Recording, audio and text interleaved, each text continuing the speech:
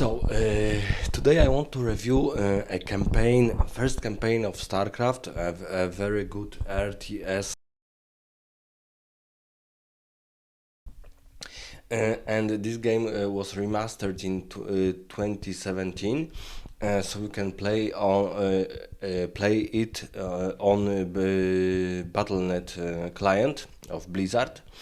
And the remaster version is not like a complete remake of graphics, but graphics are improved. Nevertheless, the most interesting part of StarCraft is that it launched in at the end of 1990s, specifically in 1998. And it was a complete revolution in this genre because today real-time strategy games are almost extinct. Maybe Warhammer is example. Total War series is example of something in combine with turn-based strategy mode and real-time strategy fighting on tactic battlefield. But I would still say that that because there are turns on the strategic mode in Total War series, it's a turn-based strategy, not real-time strategy. And StarCraft was a complete revolution to this genre, to real-time strategy games, because of three main reasons. The most important one is of great or even greater than great plot. The main plot, the main fabulary line is about three races who are conquering and fighting with each other in Koprulu sector, and these races are Terrans. So Terrans are like humans who were exiled from Earth, and they created a new civilization, a new dominion in this sector. And we have Protoss race, which is very enigmatic, very humble, very advanced civilization. Even when we, for example, hear the music when we play as Protoss, it's very it's almost like chores, like some anthems, very distinct, very let's say bombastic, but in positive way, slow, rather enigmatic, rather even philosophical at times. So the Protoss race is the second of them, and the third is of course the race of Zerg, and Zerg are like alien-based creatures, monsters, who are committed to swarm everything they encounter, and they are controlled by this overmind. So they look like some of them look like aliens from Alien series. So, for example, Hydralisk, very famous Zerg unit, looks almost like a queen of aliens, or specific aliens in Alien 2 and in Alien 1. Um, and all these three races, I would say I never played a real-time strategy game when every and each of these races are completely different. They are completely different. Zergs, for example, are the weakest from the point of one-to-one unit, but in swarm, when you, for example, have three or four full groups of Zergs, they are the most dangerous of all races, but they are the weakest comparing one to one, but they are also the fastest growing, and so on. On the other hand, Protoss are very slow, very costly units, but extremely potent. They have shields, so they are very difficult to kill. and Terran are in the middle, but they are, for example, the most flexible. So they have many units who can which can attack air and ground units.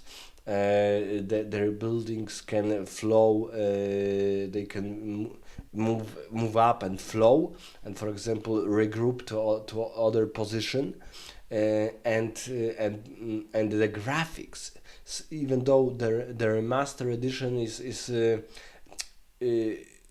it's too old for our times. Yes, for example, when we compare graphics of Starcraft 2, the Starcraft 2 graphics is amazing, is very beautiful, but nevertheless, Starcraft 1 graphics at that times of its publishing was extremely well done and beautiful.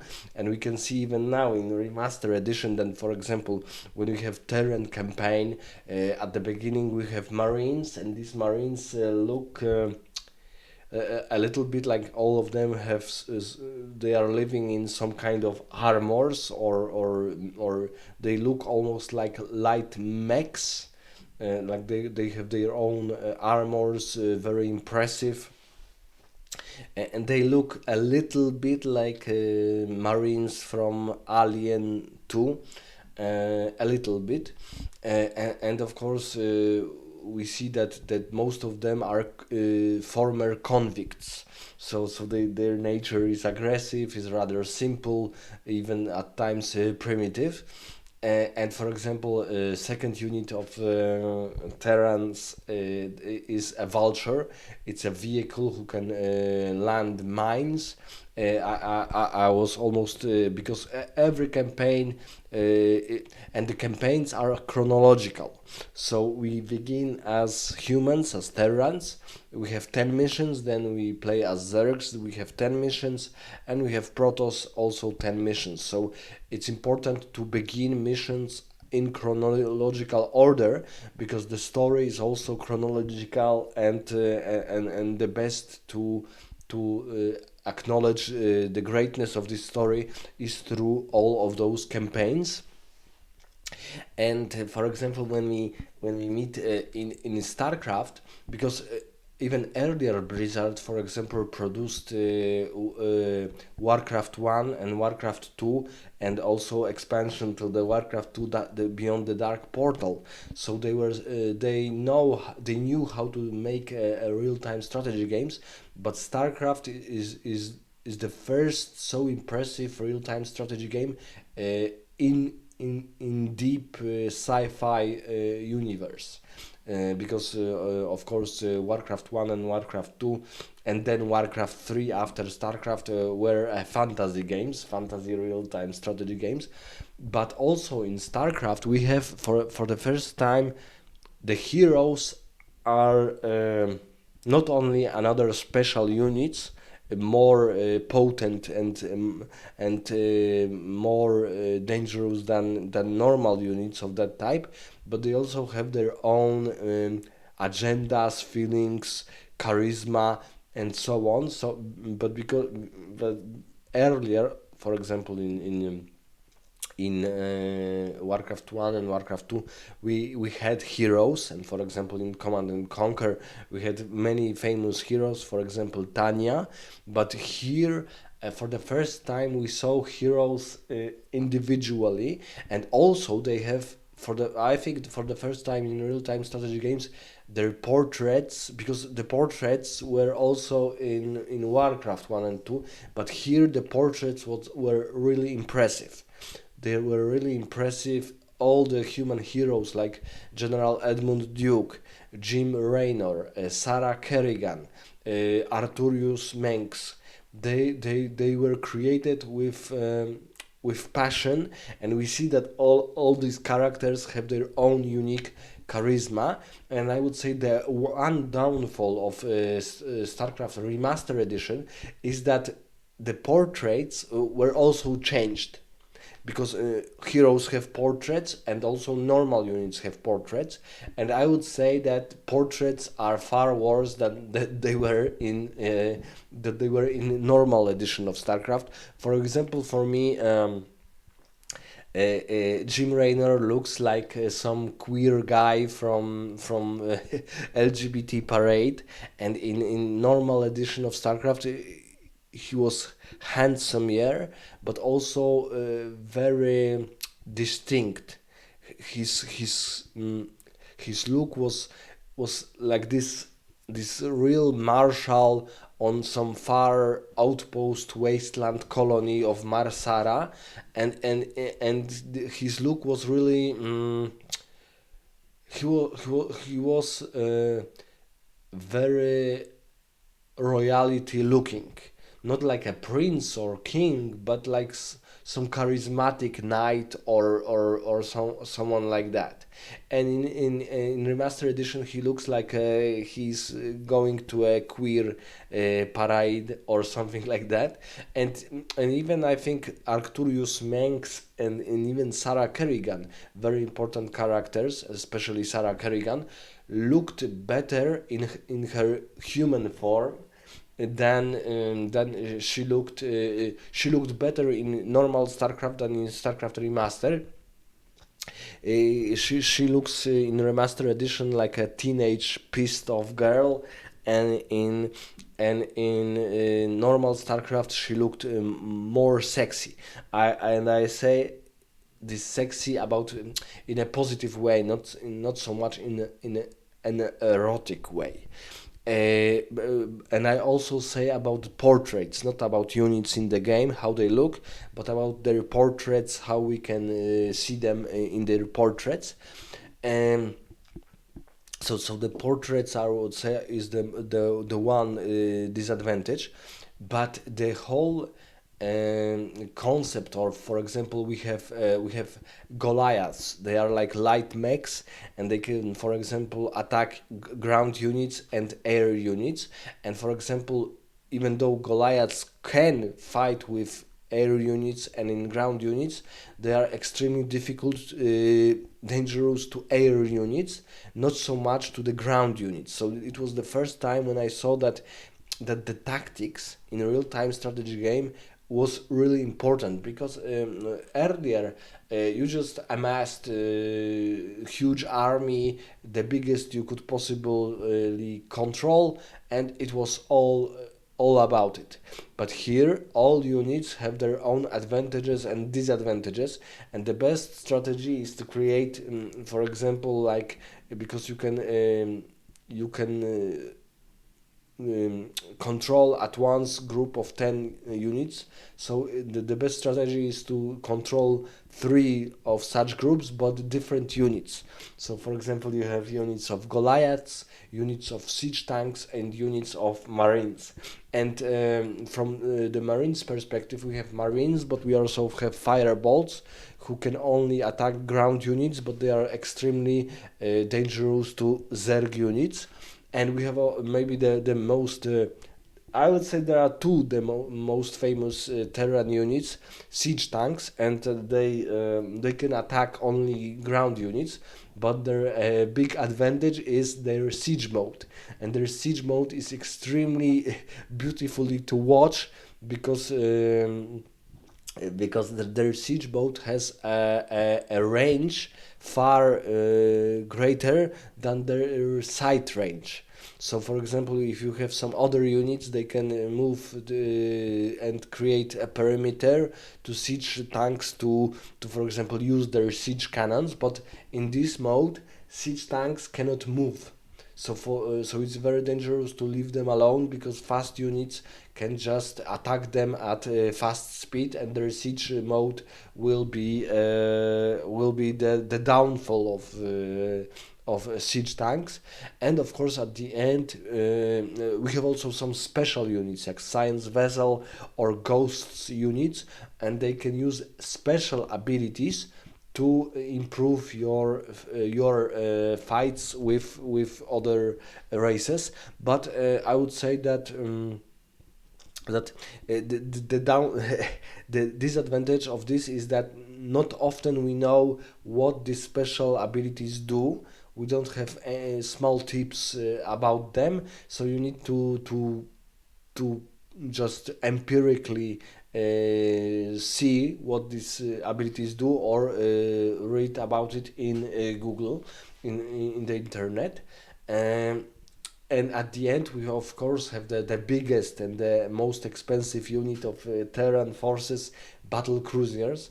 And in the whole campaign, in whole 10 mission campaign, I almost never used the battle cruiser units, because also they are flying units and they can attack ground and air units. They are very very expensive, and too expensive for me to use them, but they look extremely well designed. So the battle cruisers,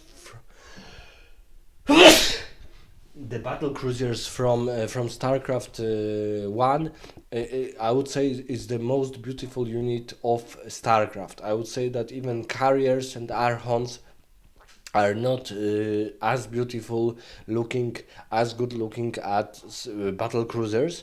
They have also this Yamato cannon special ability, which can fire at some very important targets when you want to destroy something very fast. And of course you have Wrath,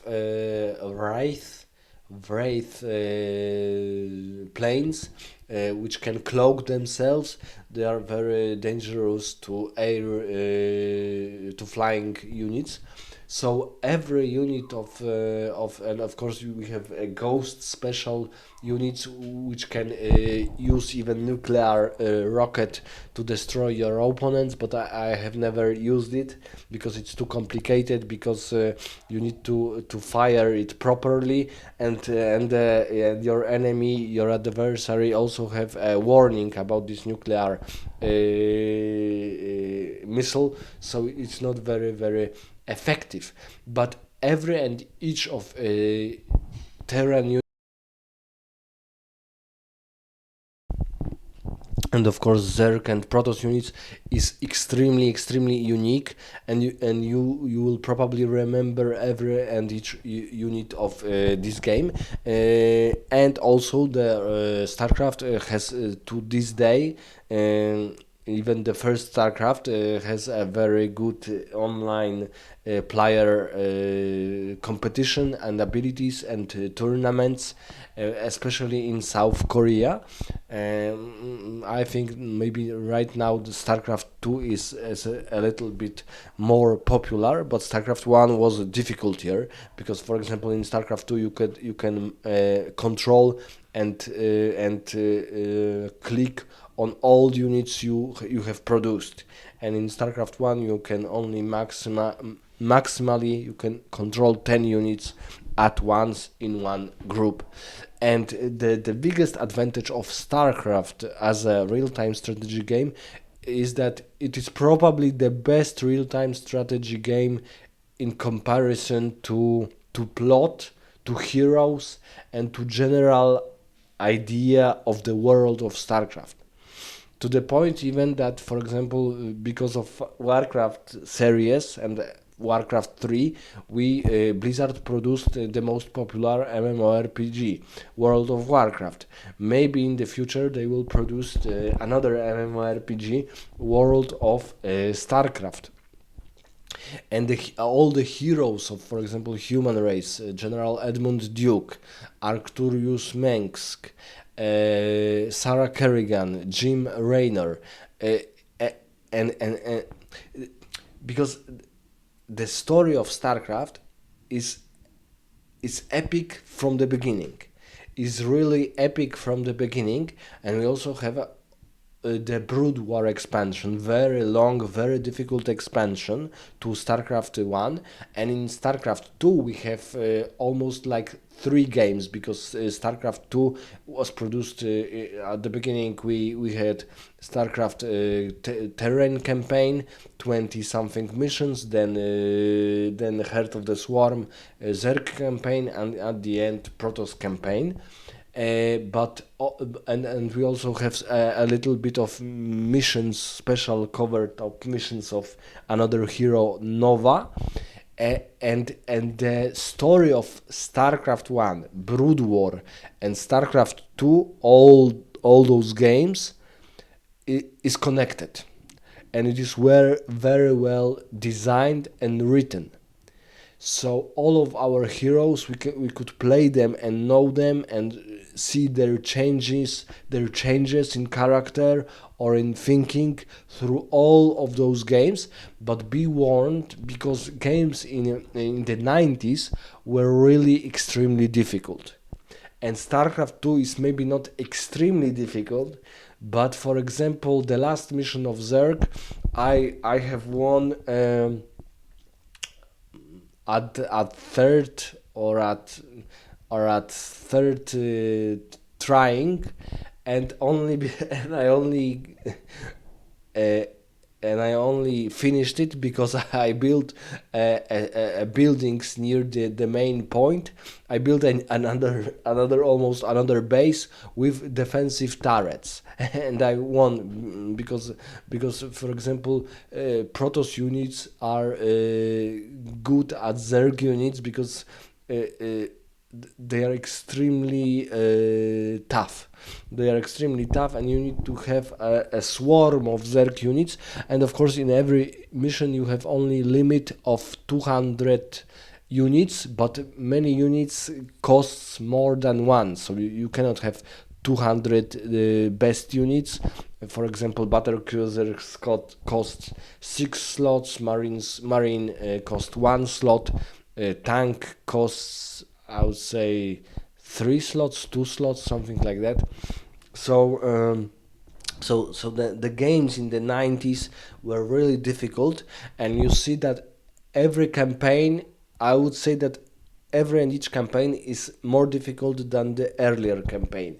So the Terran campaign is easier than is the easiest, and the Protoss campaign is the hardest. Uh, so I would say that the first campaign of StarCraft is showing us that this was probably, or is still probably with StarCraft 2, the best real-time strategy game produced to this day. Let me know in the comments what do you think about StarCraft Remaster Edition. Did you play it in earlier? Do you play it now? Or how can you compare StarCraft 1 to other real-time strategy games? Because I haven't played much real-time strategy games, but I, for example, played Warcraft 1, Warcraft 2, Warcraft 3 with expansions. I played Dune 2. I played some Command and Conquer games, but unfortunately I haven't finished them. But still, I would say that StarCraft with StarCraft 2 is the best real-time strategy game of all times.